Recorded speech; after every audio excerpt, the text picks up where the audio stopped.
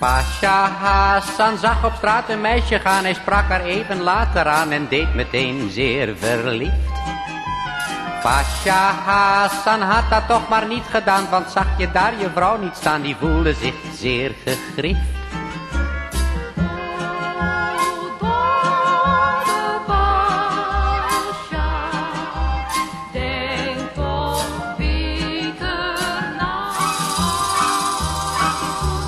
Pasha Hassan kreeg toen tot zijn grote schrik van vrouw liep links en rechts een tik en was toen niet meer verliefd.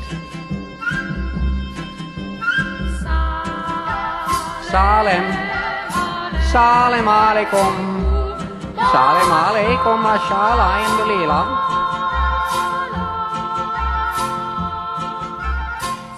Salem, Salem alaikum, Salem alaikum, inshallah, alhamdulillah. Ene Makkah. Pasha Hassan dacht toen weer met grote spijt aan de goede oude haremtijd, dat had hij toen maar geleefd. Pasha Hassan, ach hoe hij die tijd benijdt van min en zonder narigheid, toch had hij dat maar beleefd.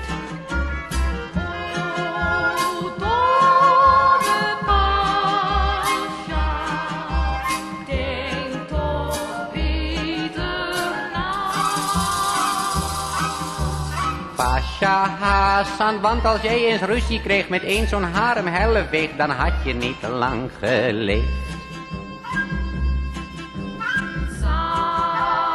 Salem, Salem alaikum, Salem alaikum, mashallah, alhamdulillah.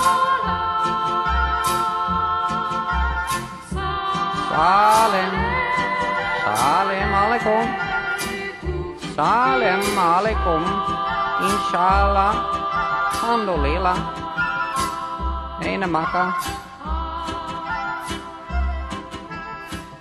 Salem alaikum.